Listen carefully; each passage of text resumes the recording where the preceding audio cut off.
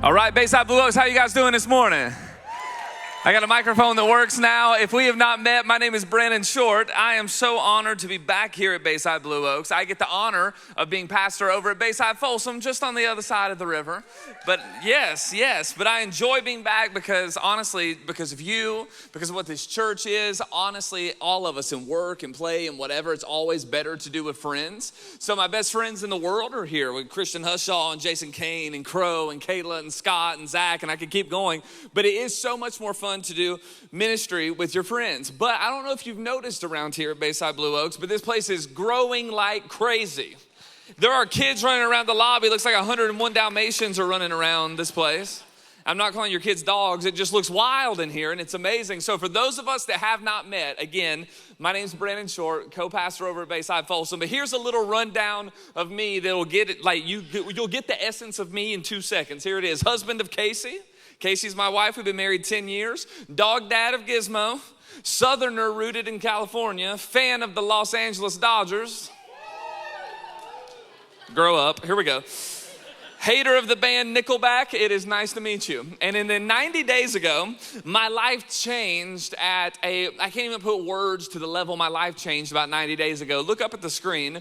This is my son, Callum, our first baby. And it's amazing. His name is Callum Harvey. So Callum Harvey Shortt. Callum, in the tradition that comes from, means dove. And then Harvey, in the same tradition, means warrior. And I said, yeah, right. So when we were thinking through, what do we name this kid? It's our first kid. There's a little pressure with that. We got a kid at Bayside Folsom whose name is Laser.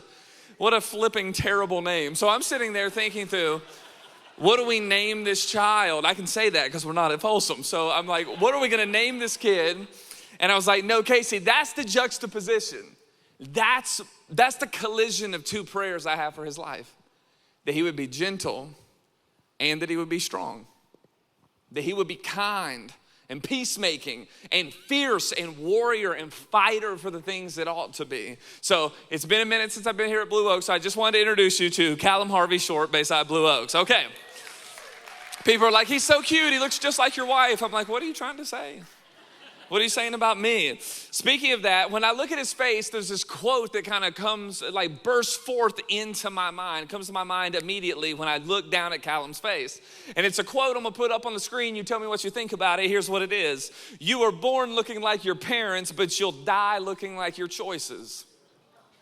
Ooh, ooh, we're going deep, okay.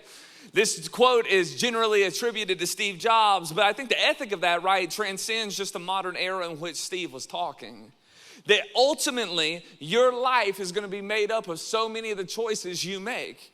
But I've got to be honest, and I understand that it comes back to your choices. I can hold that. But that statement is such a good quote, but it's still just a little bit too reductionistic for me. It's not the full picture. Do you understand that you didn't even get to choose your life? Two people that weren't you chose that you would live. There's so many people's choices that intercede your life, isn't it? Is it really just your choices that made your life? Or was it theirs combined with yours? What about the systems of our world that make decisions on your behalf, or governments or jobs or this or that? Now, there's so many different choices colliding in what our life becomes. So I love that Steve Jobs quote, but maybe Forrest Gump actually did say it best when he says, life's like a box of chocolates and you don't ever know what you're going to get. Or maybe John Wayne said it best when he said it simply, life is hard and it's harder if you're stupid. I don't know if there's any way around that. I think it's true. You know, one of the most selfish things I think we do in our Western, hyper-individualistic, dopamine-addicted, screen-centric culture today is we pretend that our stories only belong to us. We act like, no, that's my story. I own that part of the story, as if our stories don't belong at some level to each other. As if we could tie our heartstrings together and then those heartstrings get broken and I'm like, yeah, but that was just my story, as if it didn't change yours. As if somehow the thousands of stories that made us, generations that led into us, didn't affect who we are now. As if we are not, you have no choice today if my story collides with yours. I got asked to come preach, and I have this microphone, and now our stories are gonna collide whether you or I wanted them to or not. We are a culmination of stories within this massive story called humanity, all intersecting at one time. You know, I've been doing a lot of research over the last 2 years on my family, historically to understand my story more, but the hour of our family story more. And I have found, guys, some stuff. I done caught people and stuff. I've caught people hiding divorces for 30 years. I caught a great-grandfather who was married in all 5 places he was deployed because he could get away with it because there wasn't electronic records. He had 5 wives and kids with all of them. But I found some good stuff too. I found that my grandpa on my mom's side was illiterate to his late 20s. And then a woman in the church taught him how to read by teaching him how to read the Bible. So my grandfather, illiterate in his 20s, had been an alcoholic, went to jail, met Jesus after he got out of jail, never drank again, learned how to read when he almost turns 30. He then becomes, this coal miner then becomes a senior pastor of a church. Though there were words in that book that he died unable to pronounce. And in 1993, he won the global award in his denomination for Minister of the Year. You want to talk about redemption? An alcoholic teenager in trouble with the law becomes the Minister of the Year globally in his denomination. But something else happened in the summer of 1993, named me. So when he was supposed to go get the award, he skipped the ceremony to play with this new baby that was in the family. And I saw his intentionality live in my mom. And I saw my mom's intentionality directly to me. And then hopefully my intentionality down to Cal. My grandmother on my dad's side is a poet and a really good one. Has written books, has been published. She's in 60,000 homes a year on the radio. And her love of music and poetry and words and sound came together. My dad became a great musician, and my uncle did. And then me and my little brother did. And I see it tracing down. I don't know if I've ever said this to you before at Blue Oaks, but I found that my great-great-great-great-great-great-grandparents, Robert and Kezia, were excommunicated from the church in 1766. Can I tell you why? I've got their excommunication record right in front of me. Here's what it says. Kezia will now be disowned and excommunicated from our church for the public use of profanity. And Robert will hereby also be excommunicated for playing cards the previous Tuesday night. Bayside Blue Oaks, if that's all it takes, me and Jason Crow are out of here. We hold a game night called Cussing and Flushing every Tuesday night now. It lives on in us. We don't. What I am saying, the point of all of this is our stories are connected. You are not just this separate story. Your story doesn't just solely belong to you like mine doesn't me. We exist within a million stories. So that's what Stephen's doing when we get to Acts chapter 7. He looks at the Sanhedrin and says, your grandpas, your grandmas, everybody that came before you missed what God was doing in this story. You missed how God was working in the world, who he was using, where he was using them, how he was using them. And you missed that all of these stories were a part of the greater story that was ultimately in Jesus. And it's actually because you've missed the connectedness that you've missed Christ himself. So that's what we're doing in this series. We're not leaving the book of Acts. We're doing a series within a series, a painting within a painting, a story within a story. And this mini series is called The End of Religion, because that's actually what Stephen is saying. That's actually the message of the text. Because religion by definition is me overcoming my sin or doing the right things to get to God. It's a trap we all fall for. It's just not the gospel. Can you hold the difference? The difference is not me overcoming my sin to get to God. The gospel is God overcame my sin to get to me. That it wasn't a situation where I'll be good enough to get to God. The gospel of Jesus is God is so good, he would go through anything to get to me and to get to you.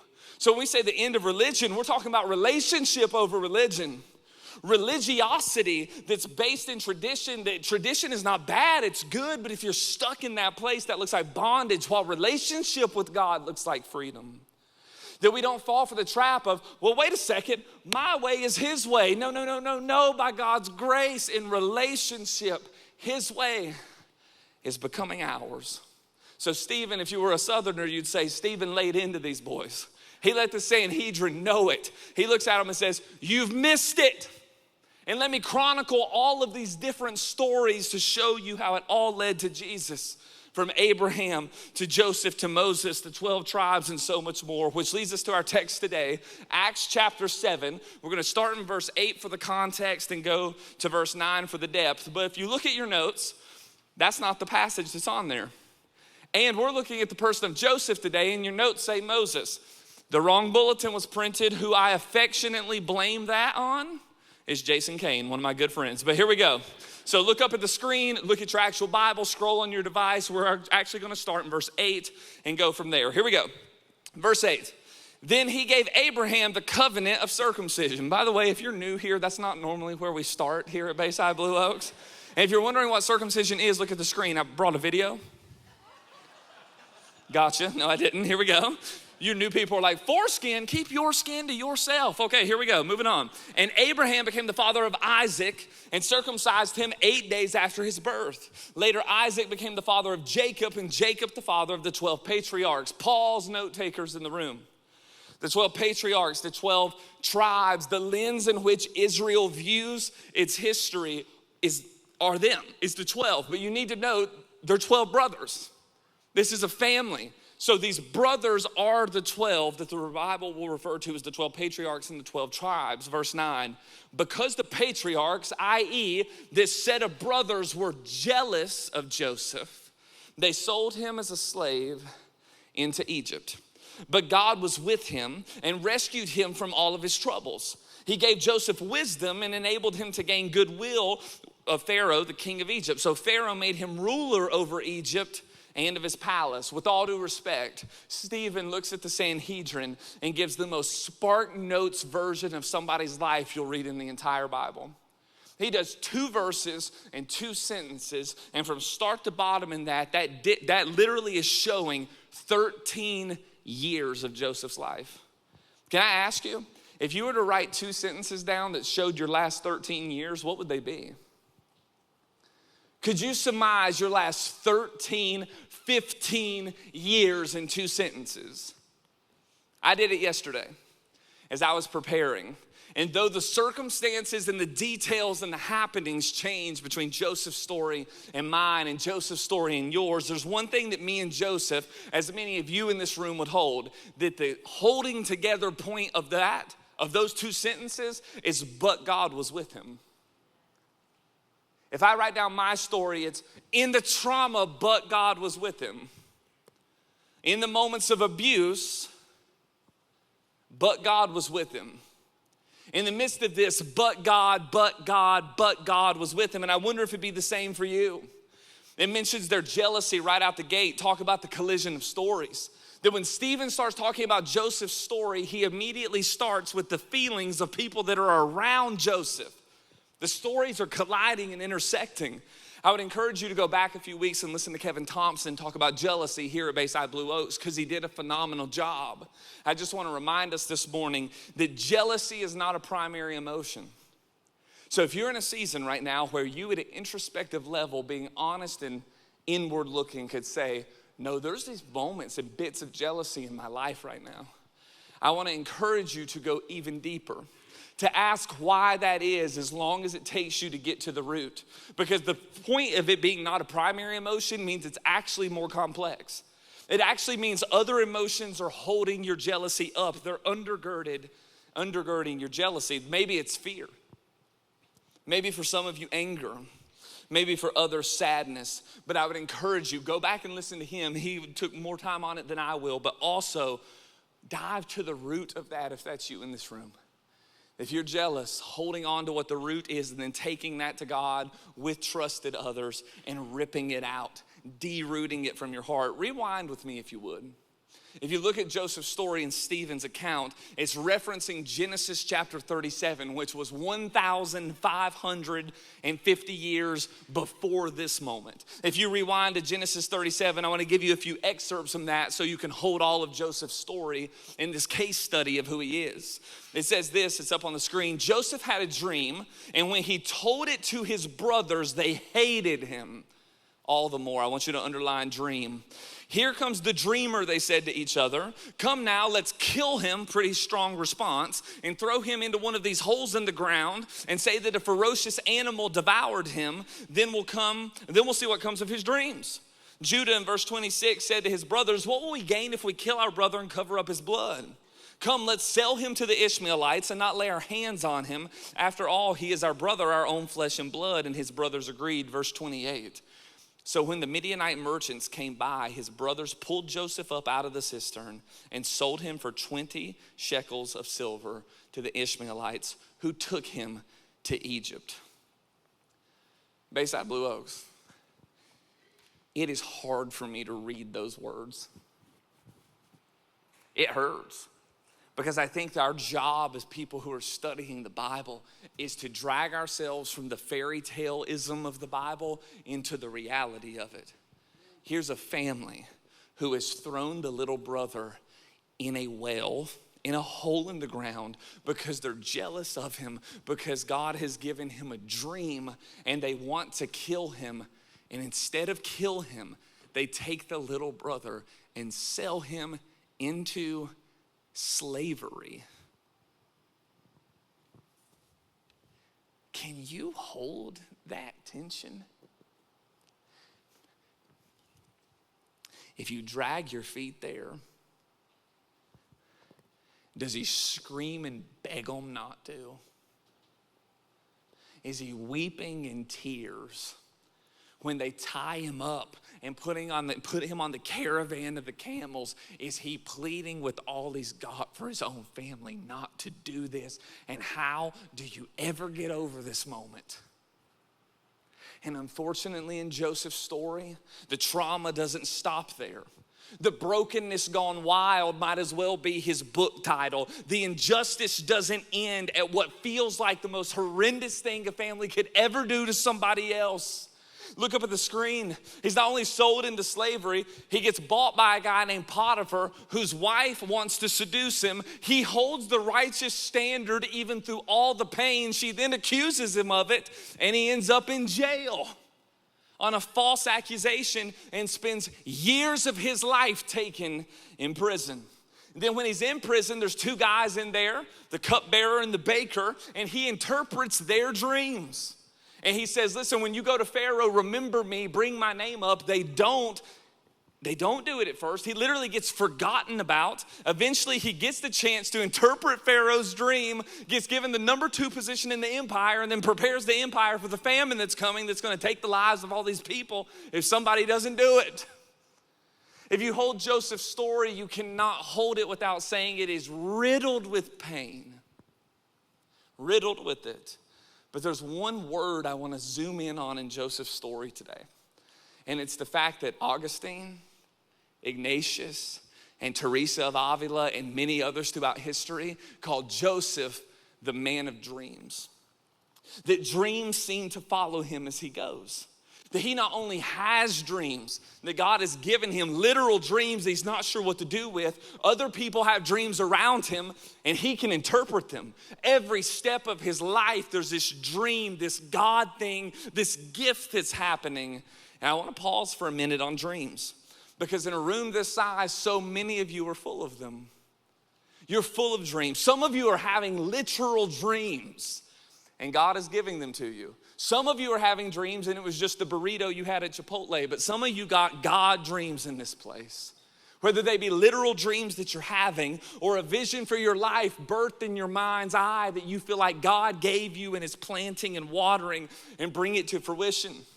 See, rarely in a church like ours do we stop and pause on dreams that God is giving us, but I want to today. Because if you're looking from cover to cover, text to text, Old Testament to New, all God-fulfilled dreams share 4 characteristics to the best of my knowledge, and I want to go through those 4 today, using Joseph's life as Stephen did as the pointing of the direction. Number 1 is this. I want you to write it down, that when a dream that God has given is fulfilled, number 1, it'll be different than we thought it would be. It will be different than you thought. We just get a glimpse. Dreams, ideas, these calling moments are just glimpses. Think about Joseph's dream. It says in Genesis that he has a dream that there's this wheat and grain and it's bowing down and he's a thing of grain in the middle of it and grain is bowing. Grain and bowing. Friends, there's not a lot of detail in that. That's not exactly what God's gonna do. It's not exactly how it's gonna happen. It's just a glimpse into what God is trying to say.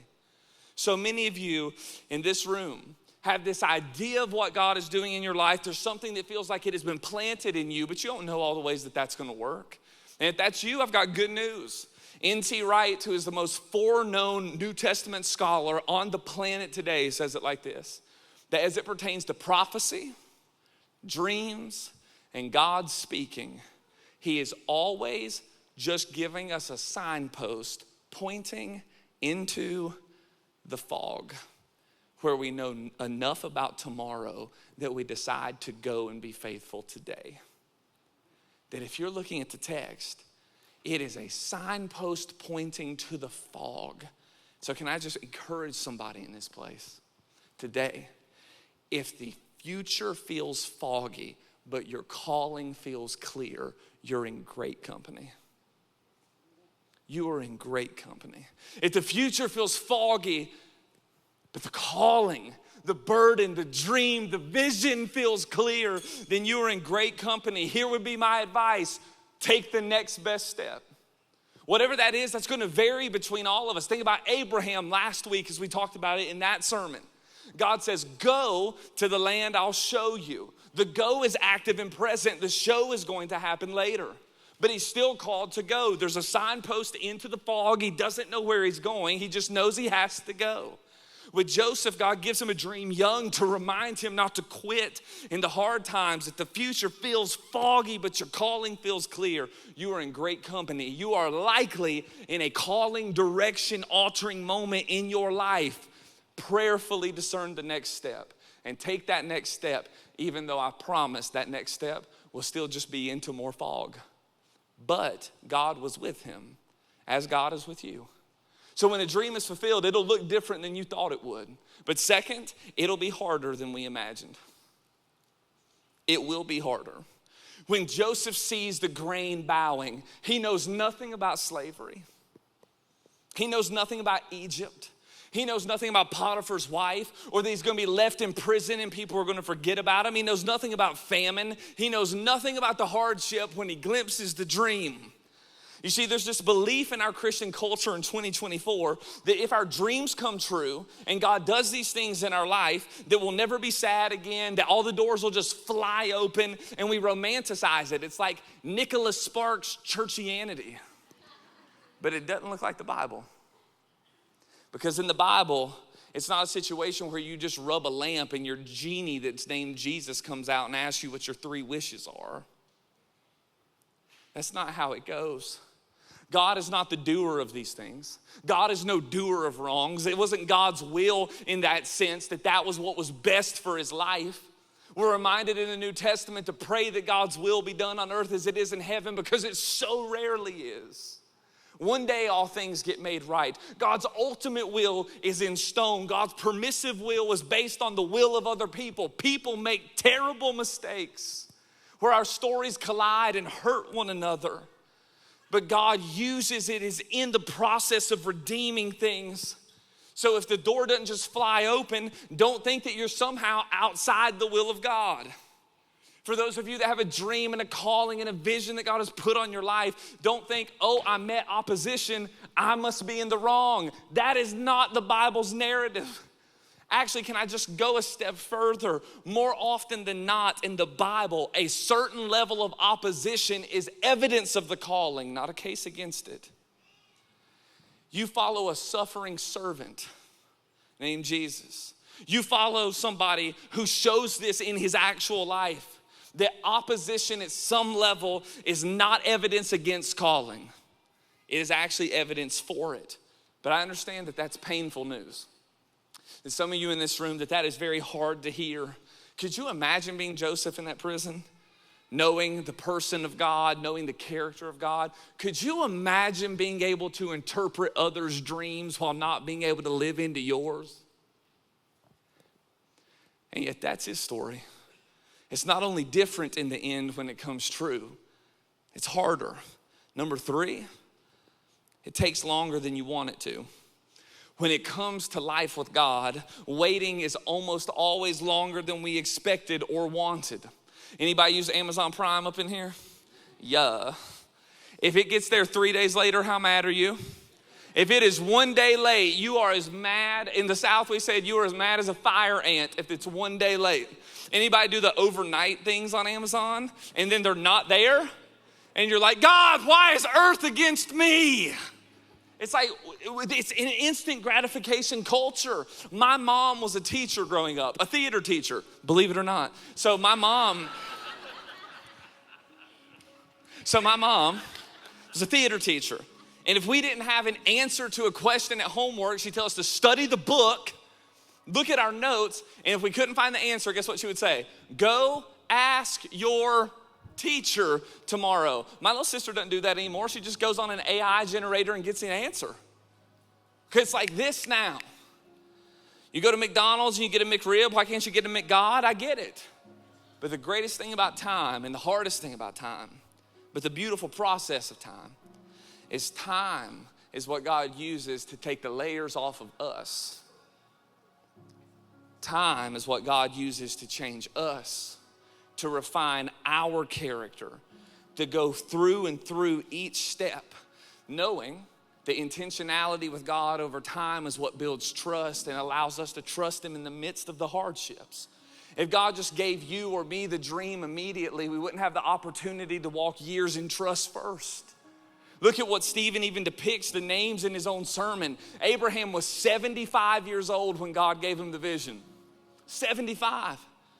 My goal, my prayer for me, take it if you want it for you, my prayer for me is that if God speaks to me in some way that I cannot ignore when I'm 75, that I'm willing to up and go. I wonder about Moses, who waited 40 years in the wilderness before he went back to Egypt.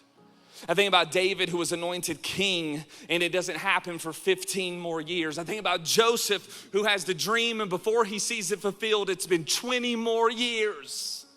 It's not only different than you first thought it would be, it will be. And it will be harder. It will take longer. But number 4, Bayside Blue Oaks, it'll be better. It'll be better than you thought it would be. It'll be better than you expected, and not always by human metrics, but by God's. Look at Joseph's story back up on the screen. He gets that chance and interprets Pharaoh's dream.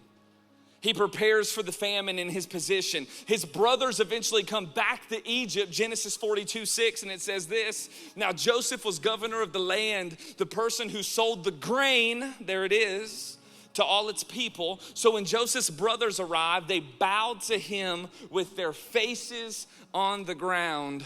Dream finally fulfilled. He keeps his identity a secret. He weeps, he's angry. They take multiple trips. He eventually reveals his identity. He eventually gets a reunion with his dad in Genesis 45, and he leaves this legacy of reconciliation and gives us this beautiful verse in Genesis 50, where he says of his brothers who did the most hellacious thing a family could ever do. He says to them, as for you, you meant it for evil, but God meant it for good. Not that God caused it, but that He would redeem it. That you meant it against me, and God meant it not only for me, but to bring about the present result, to keep many people alive, the verse says. So when I say that it's better in the kingdom metrics, I'm saying that He saves the family of God and those patriarchs by doing His job. He even saves Egypt. He redeems and holds on to the bloodline of Jesus and the covenant people of God. There's no way that Joseph knows while he's sitting in the jail cell that if he kept pushing through, you would sit in your seat. And yet, it's better. God is bringing out more good. The funny thing about dreams coming to pass is just this, that it's more than just a dream itself. It's by the time you get to the end of that story, you're not the same you used to be. The fact is that the dream was different than you thought it would be. It was harder than you imagined it would be. After it took longer than you wanted to, and then you finally at the end got to see that it was better than you thought it would be. But by the end of all that, you're different. You and I have changed. that we are more loving and more joyful and more peaceable, that we are full of forbearance and kindness and goodness and faithfulness and gentleness and self-control. Stephen in Acts 7 takes verses 11 through 19 to chronicle through what we just ran through quickly. But I want to point something out. Stephen did this with Abraham, he does it with Joseph. He reminds the people of the Sanhedrin that God establishes the covenant, that God gives himself for the covenant, that God is the guarantor of the covenant, and yet these other people in all these other stories walked faithfully in these small ways that made everything possible that they knew. And I want you to write them down as application for us. That like Joseph, number one, would you be somebody who chooses to forgive? Forgiveness does not mean that we excuse. It doesn't mean we allow the same proximity again. It doesn't mean we don't take legal action. There's a lot that comes with forgiveness. But forgiveness by definition is just this: releasing someone from the prison of your own internal resentment. The image of forgiveness is an image of letting it go. Not forgetting, not learning from it, but letting that person go.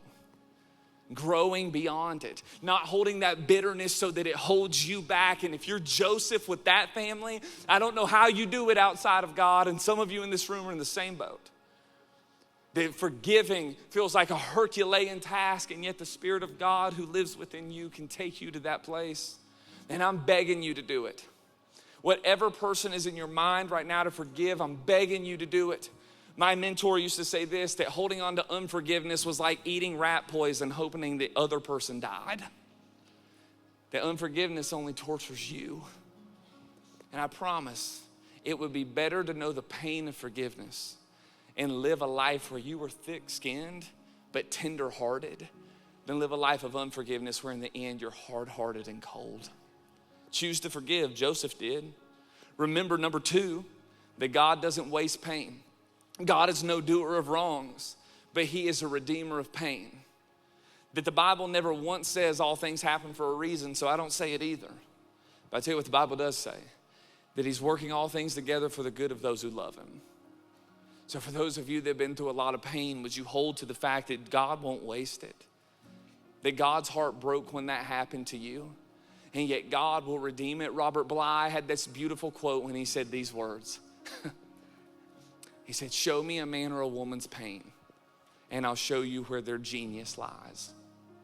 That you are meant to help other people as God doesn't waste the pain you've been in. And the final one is this, that you would be willing and committed to change.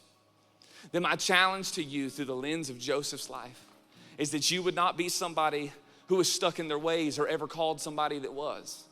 That you would be willing and committed always to change and grow and process and do the work and go there. There's a moment in Joseph's life where he plants goods on these men so they get taken into custody. He yells at them. He's brash with them. He's harsh with them. Of course he is. He's just yelling at them. If it was my family, I would shoot them. I mean, look what they did to him. But he's just brash. And at the end of his life, there's a verse that said, and then he took care of their children and was kind to them. But that type of change only possible through forgiveness. And once you forgive and know that God is who God is and will restore the things that are broken, then you can commit to change and change at that level even to people that have hurt you. Acts 7 is merely a reminder through painting the picture of all the stories that Joseph was rejected by his family, but God was with him. And Jesus was rejected by his people, but God was with him. That Joseph sold into slavery, but God was with him as Jesus is unjustly crucified and God is with him. That Joseph's exalted to the highest place in Egypt, but Jesus is exalted to the right hand of the Father. That Joseph helped save the people of Israel and the people of Egypt, but by the cross, Jesus would offer himself to save all people from all lands for all of time for the sake of good and love. I would just want to remind you that if you're writing that 2 sentences about your life, I challenge you to see and hold where that same phrase is true of you. But God was with him. But God was with her. And no matter where you're at today, holding that no matter where you've been and where you are and where you're going, there's nothing that could ever make that phrase untrue. So Father, would you be with us as we go? Would we be people who choose to forgive? Would we be people who are committed to change? Always holding that you don't, that you don't change and that you're committed, that you don't waste pain and sorrow, nor joy and happiness. And that when it comes to the dreams you've put on our life, that God, it'll be different than we thought it was. It'll take longer. It will be harder. And in the kingdom, it will be better. That is what we choose to believe today. We pray all this in Jesus' name, and everybody up in here said, amen.